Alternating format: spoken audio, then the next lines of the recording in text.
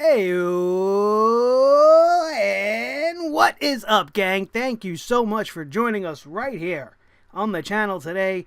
Tonight, on Monday Night Raw, Enzo Amore had a breakout moment. Samoa Joe hunted down the beast, Brock Lesnar, on the WWE's Go Home show before Great Balls of Fire. And we are here tonight to talk about that, plus my epic weekend that I just had, and so much more right here and right now on the Sledgehammer Wrestling Show. Let's do it. How you doing? Hey guys, this is Zelda Sky, and this is the Sledgehammer Wrestling Show with Nick Nightmare, right here on Sledgehammer TV. Oh yeah. The Sledgehammer Wrestling Show.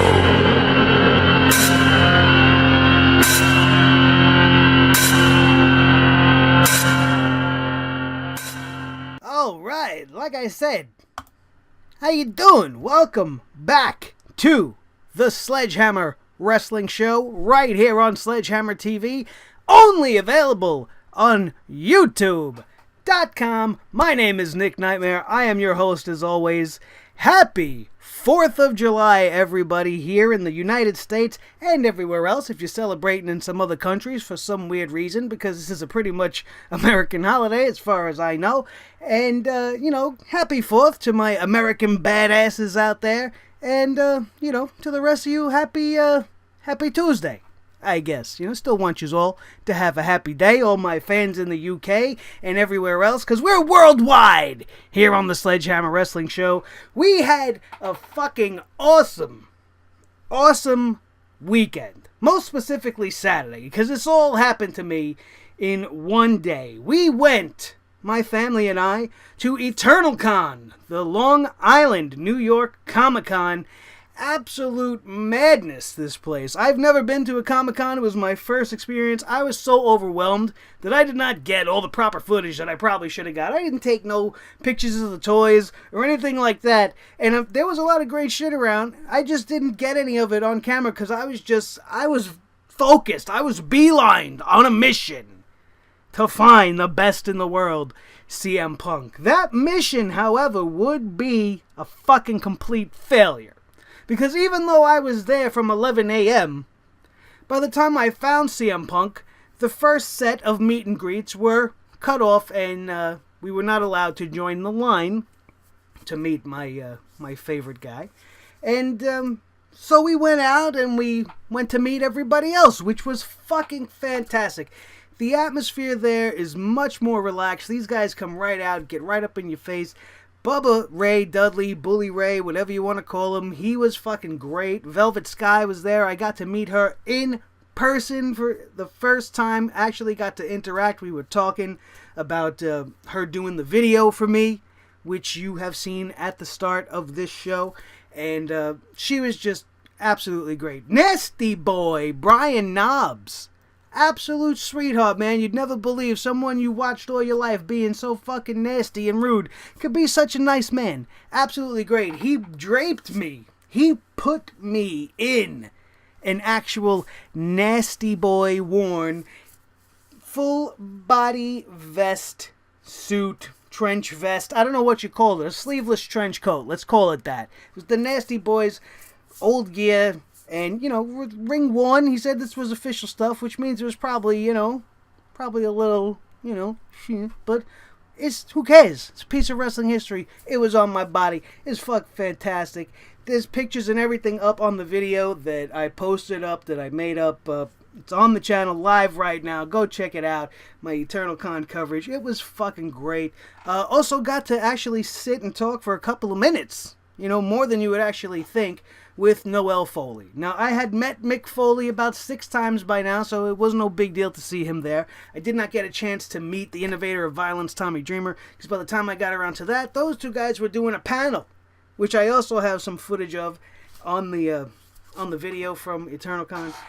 Talk to Noel Foley. She is still training to become an active part of the WWE roster. She's just a little bit banged up at the moment, and at this very moment, is recovering from a few little lumps and bumps, and she still intends to become a full-time participant, and I look forward to seeing her there. She is a very big girl. Very big in real life. She comes off as big on TV, but when you're standing there next to her and you got to do one of these to make eye contact, you start to go, wow, this is a big girl. Beautiful. Just as beautiful in person as she is on the show. Very sweet, very nice. I want to thank each and every one of them for being so gracious. However, as I said, we failed again in our second attempt because there was no announcement made. There was just another gathering there.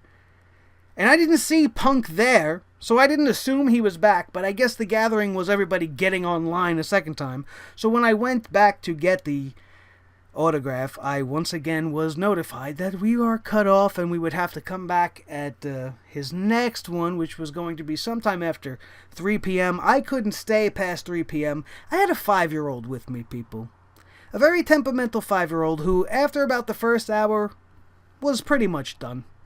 As a normal 5-year-old would be.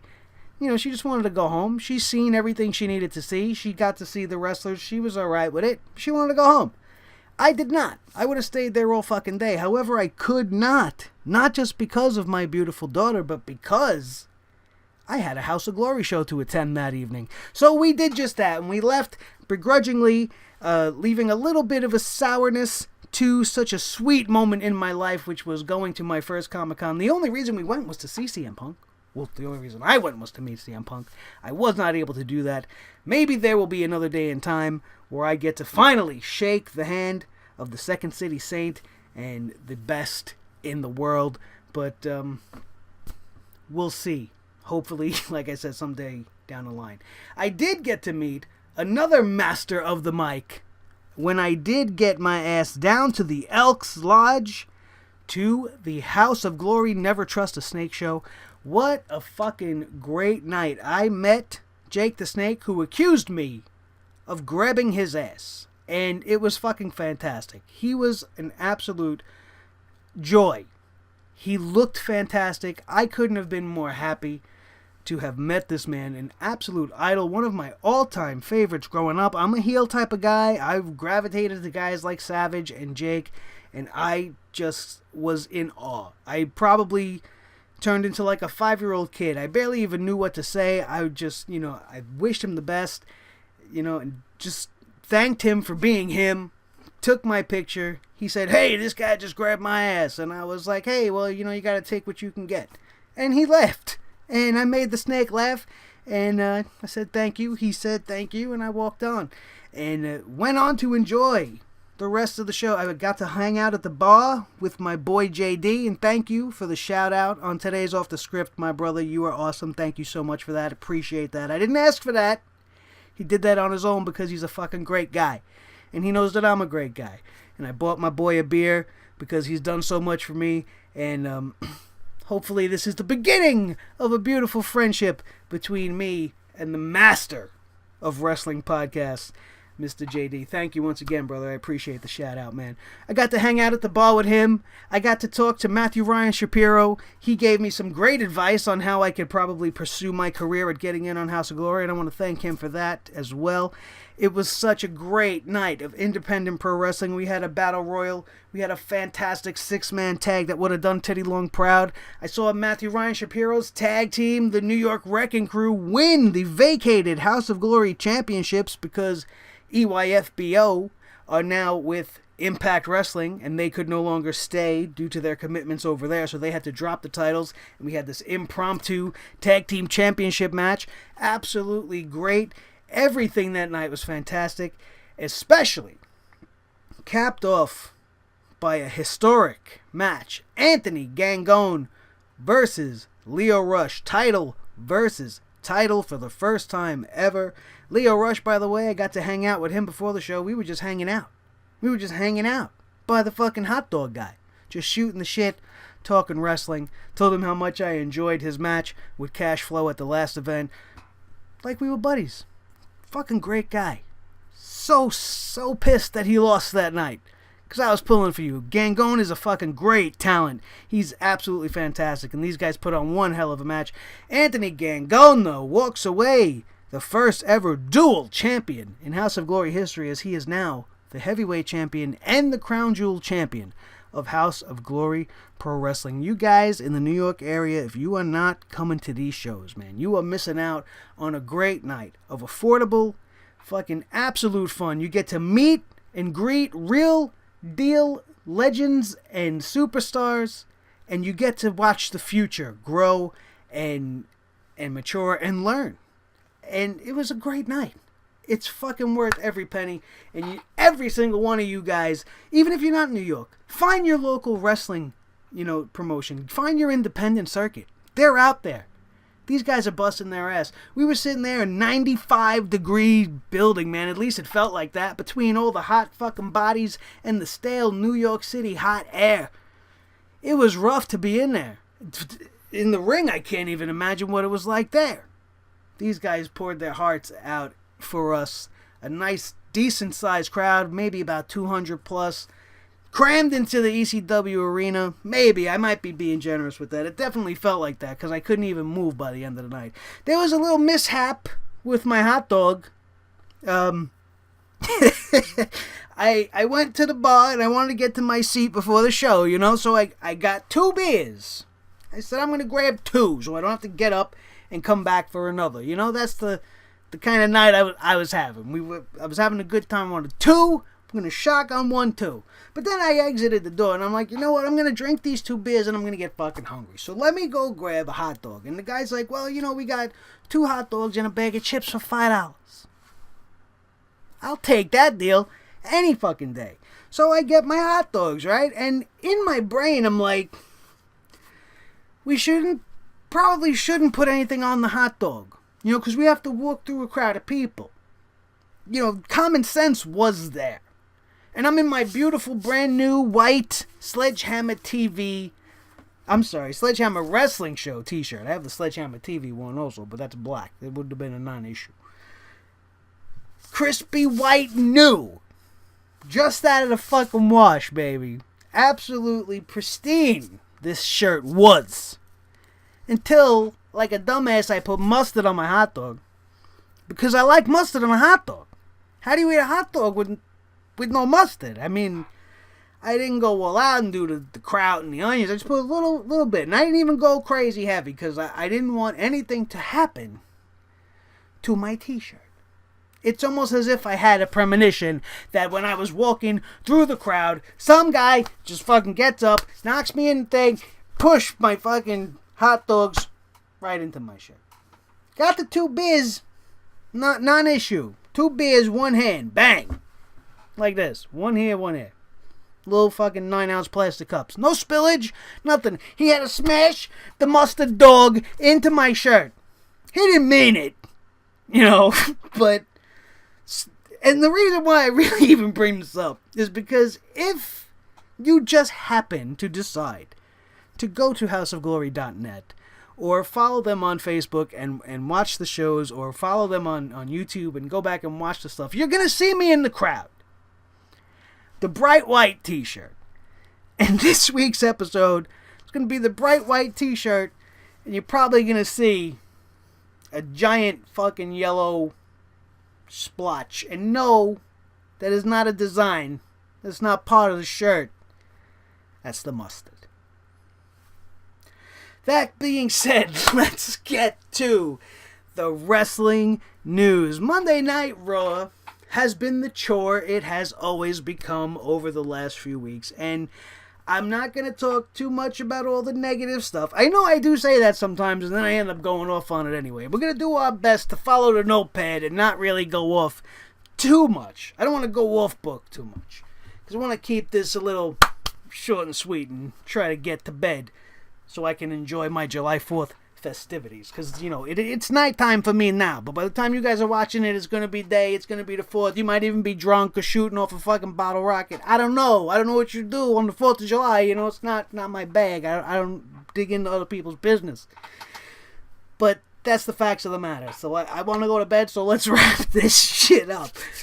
Because Monday Night Raw is, just a shit sandwich, like we always say. It starts off fresh, and man, tonight it started off hot because the Certified G, look out, Blue. Take a moment to the side here. The Certified G and the Bonafide Stud, Mr. Enzo Amore, absolutely broke out tonight. Broke out bigger than I ever thought the man could. He came out, and this is a guy that's always good with the mic, but he burned it down. He burned down the house tonight and then kicked the ashes over Big Cass's face when he went into the back, and as Cass is giving his rebuttal to the little, random backstage announcer number 6 girl, Enzo Amore comes out of nowhere and takes the big man out.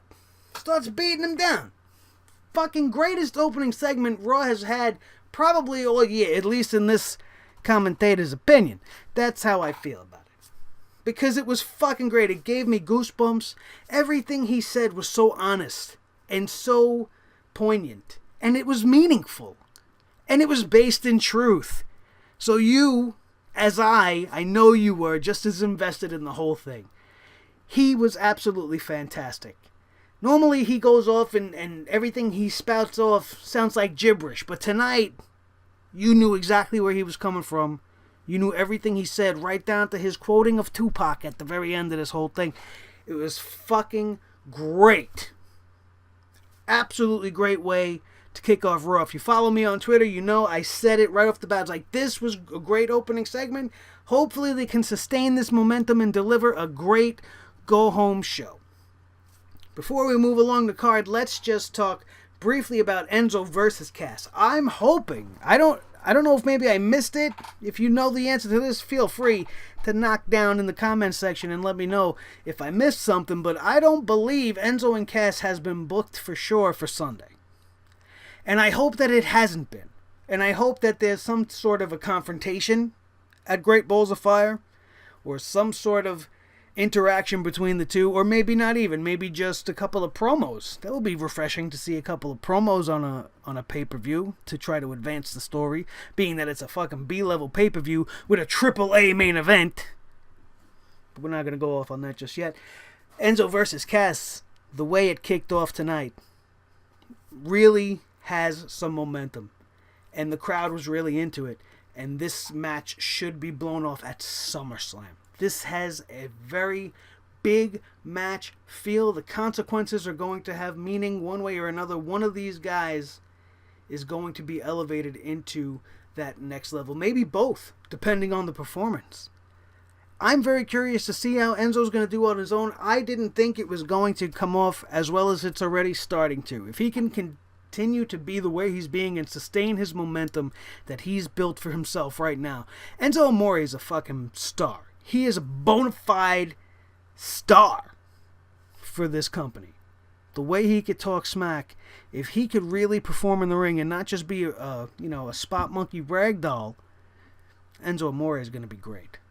And I'm looking forward to seeing to where this goes. I just hope they don't have a one-off match at Great Balls of Fire. If you want to have a match, maybe have Cass just fucking roll over Enzo and then build up to something bigger at SummerSlam, because the little guy's just not going to let it go.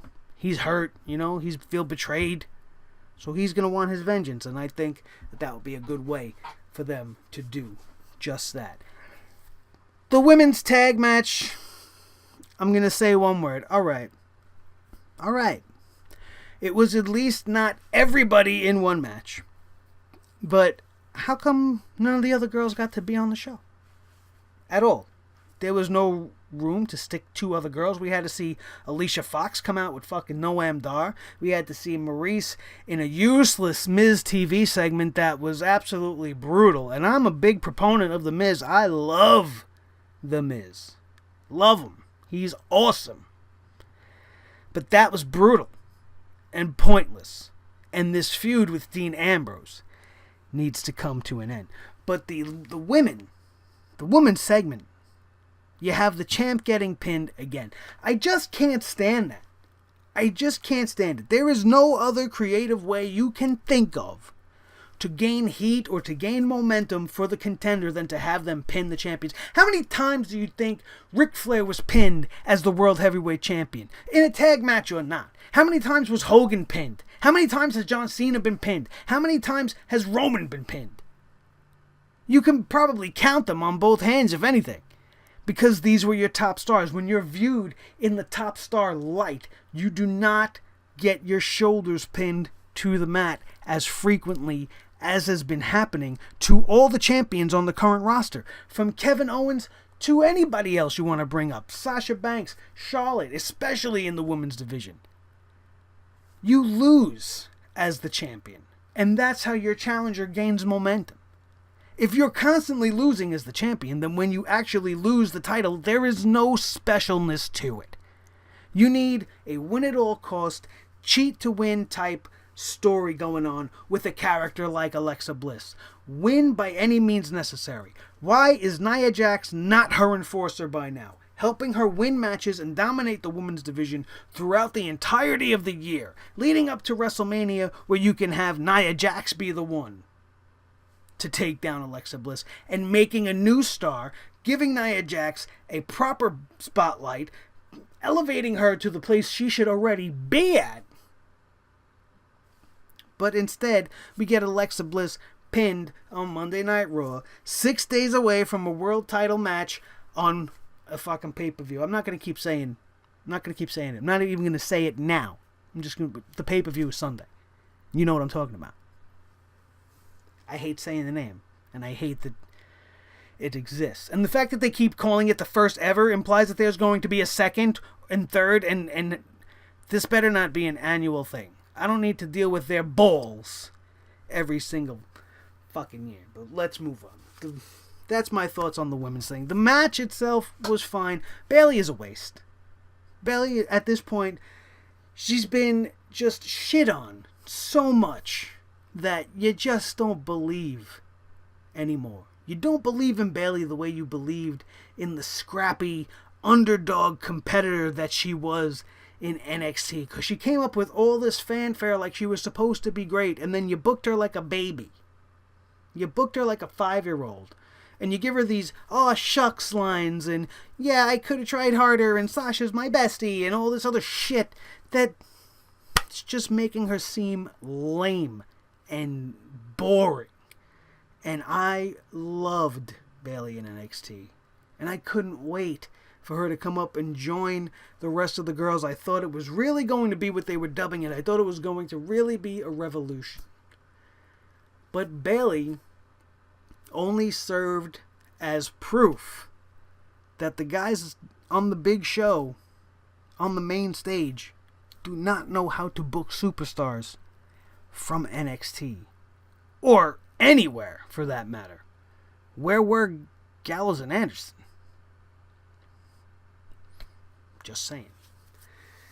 Moving on to my favorite, absolute favorite part of the night, and probably each and every one of yours as well. Samoa Joe and Brock Lesnar's interview segment is what pro wrestling is built upon. I can't tell you how many times I've seen similar type segments my whole entire life when there is a match coming up of such importance and there is such intensity between the two opponents that you need to keep them separated. I didn't understand going into this interview that they were separated in the same building. Which to me makes it kind of stupid. Yes, I know you're trying to avoid conflict, but if you're a corporation and you want to avoid conflict, then you keep one of the two men out of the building altogether. So it's just a little illogical. But I'm used to illogical when it comes to the WWE. We're not going to pick this segment apart because it was fucking perfect. It was absolutely beautiful. Samoa Joe each and every week gets better and better at what he does. And what he does is he is a legit badass. He knows exactly what notes to hit. He's like a fucking musician playing perfect artistry with his guitar, man. And that's the best metaphor I can go. This guy knows his chops. He knows the licks. He knows the beats and the timing and the way to come across. Even when live, one-on-one against somebody else, he allowed Brock Lesnar the time to speak. It wasn't just constant ranting and raving over one another. And everything that both of these men said was fucking brilliant. Samoa Joe came off as the aggressive, uber intense challenger, hungry, starving. He just wants to take a chunk right out of Brock Lesnar. He is not intimidated by the beast, and he is not afraid to show it. And he wants Brock Lesnar to fucking know it. So he has no problem ripping his microphone off and just tearing ass through the arena, searching, hunting down a beast. That's the kind of man Samoa Joe is. That man is a monster. Much in the same way you can view Braun Strowman or any of the other big guys. Samoa Joe is a fucking monster in himself. Because no normal man would hunt and search for Brock Lesnar. Brock Lesnar, let me tell you something about Brock Lesnar. Brock Lesnar, again, knows his part in this play. Brock Lesnar is not the intense, vicious, snarling guy in this scenario. He's the cocky, arrogant champ. And he made sure to constantly remind that to Samoa Joe. Listen, I'm the champ. Whatever you're saying is bullshit. You want to threaten a fat old man? That's nice. You're not fighting him. You're fighting me. You know why you're fighting me? Because I'm the champ. So you can say whatever the hell you want because I'm the champ. And he got underneath Joe's skin, which is kind of an easy thing to do because the man's got a short fuse. And Joe just went off. He went to find Brock Lesnar. He went through security. He was going through superstars. He didn't even let Kurt Angle stop him. He told Kurt Angle, remember your place, office. You know who I am. Get the hell out of my way. And he found his way to Brock Lesnar. But they would not be allowed to touch as security and superstars and everybody were able to contain Joe as Brock from inside the room continued to taunt him and tell him, I'm right here, Joe, come on. And Heyman like a little weasel laughing in the background.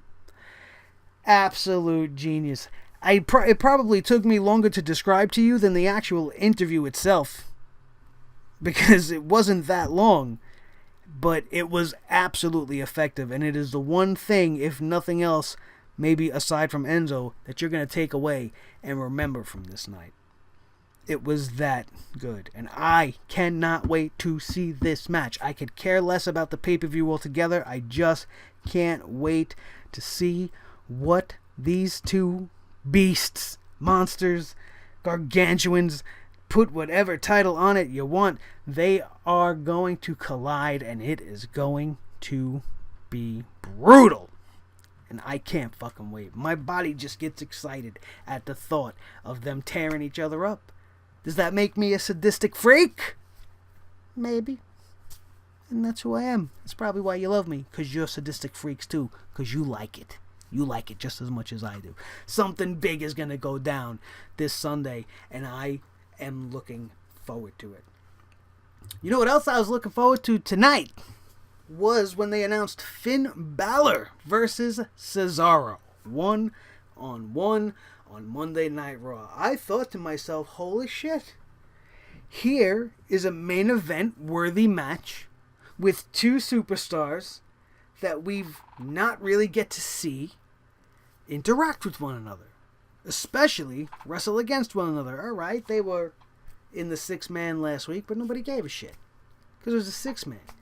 Here is a one-on-one confrontation with a little bit of backstory. Cesaro feels a little slighted by, people talking shit about him for some reason on social media and this and that, or saying that Finn Balor's better than him, and he doesn't like it. While we're talking about Cesaro real quick, what's with the Swiss Cyborg? What the fuck? Where did that come from? Somebody tell me in the comments below if I missed it. Did they just start saying it? Because I don't know. Maybe I missed something in the news. Because last I knew he was the Swiss Superman. Did they change it because Superman is in the Justice League and part of DC Comics? Well, that's asinine because so is Cyborg. If you know anything about comics. You know, Cyborg's part of the Justice League too. So it can't be a trademark thing. Can't be a copyright thing. They're just deciding to go with Cyborg now because he's with Sheamus? What's the reasoning behind this? Is it really because of Superman and marketing and copywriting? That's probably it, because it always comes down to the dollar and the business with these guys. Just sounds a little stupid to me. I don't like it. I'm probably over picking at it, and, you know, I'm just probably me being sensitive about what I like and what I don't like, and Swiss Cyborg, I don't like. Swiss Superman, I liked. Maybe because it's Roman. Because I don't even want to say it. Because he's got the Superman punch, you know?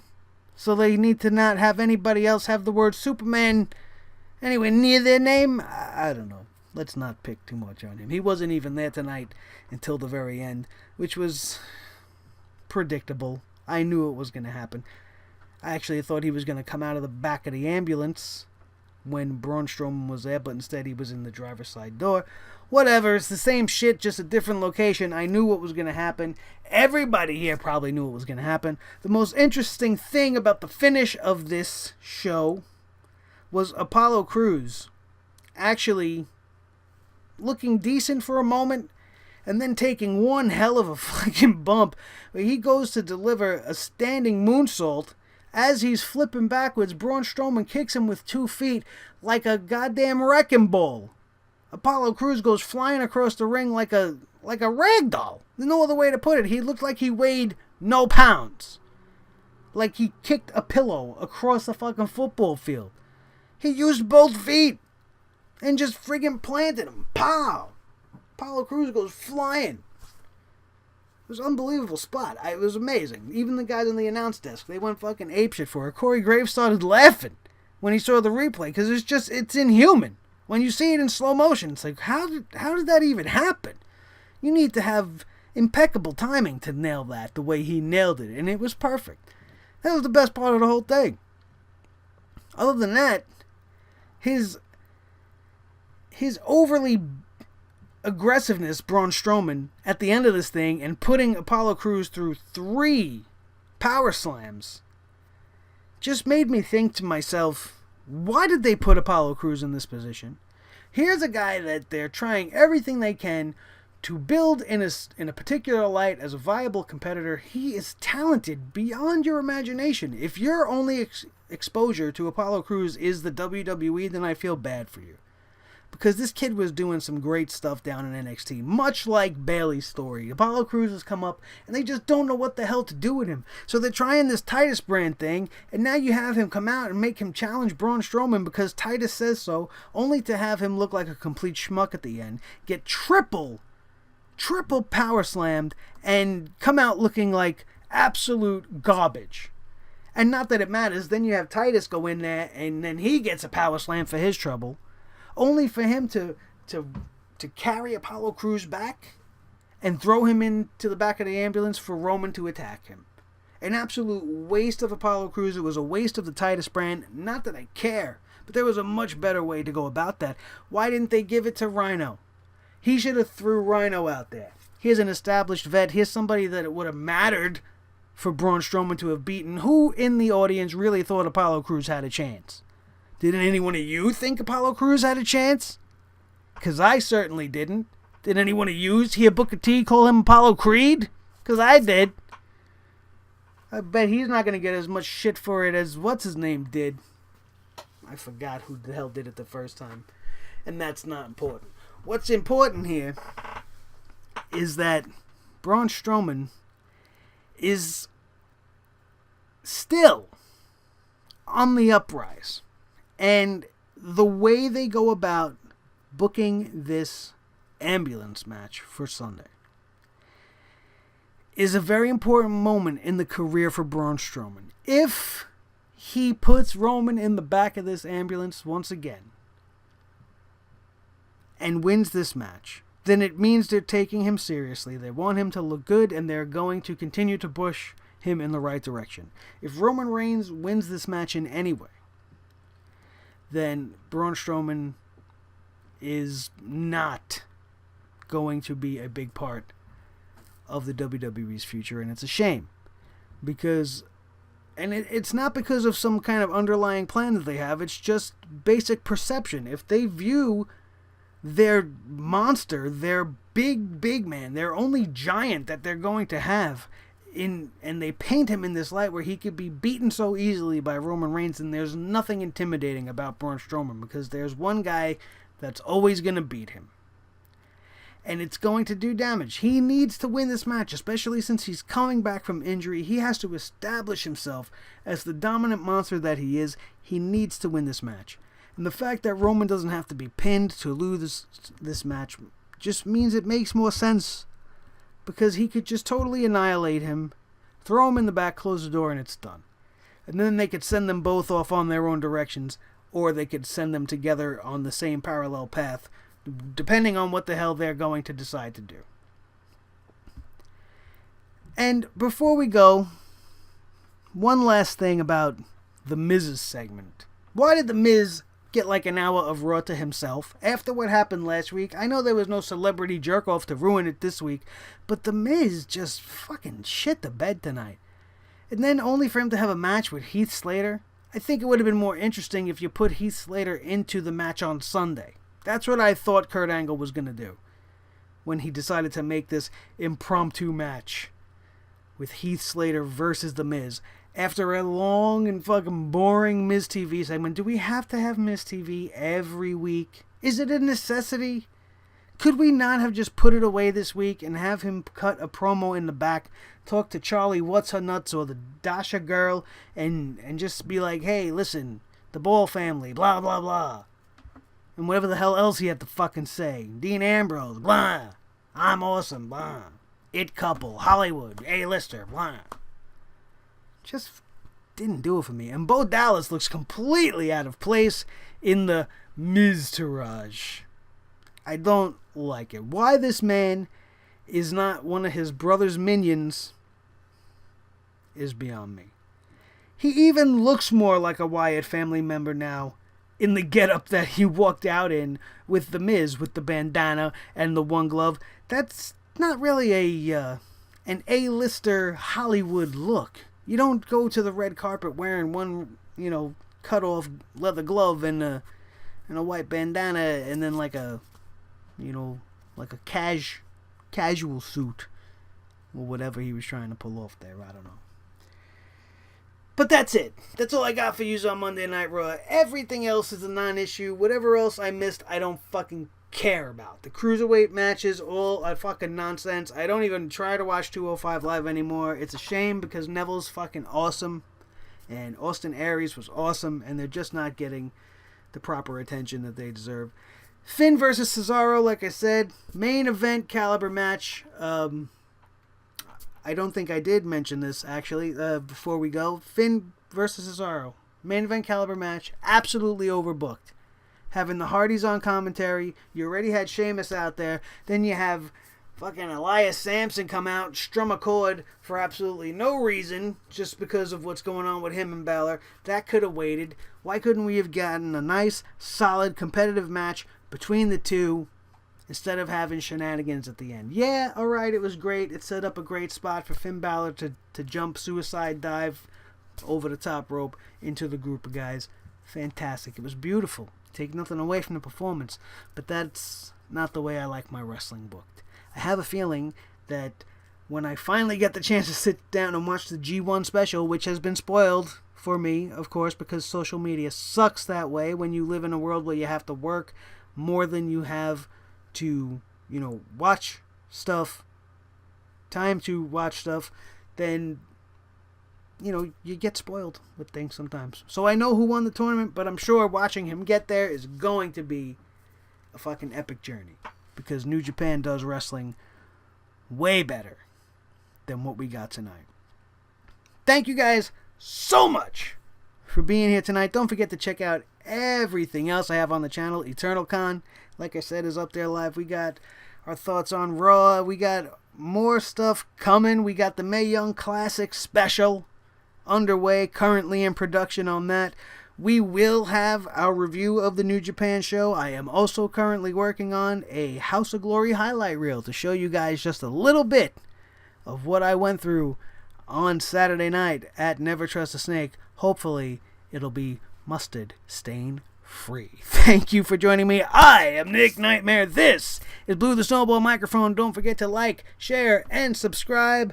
We, once again, are out of here. And we will see you next time right here on the Sledgehammer Wrestling Show. Have a good one, guys.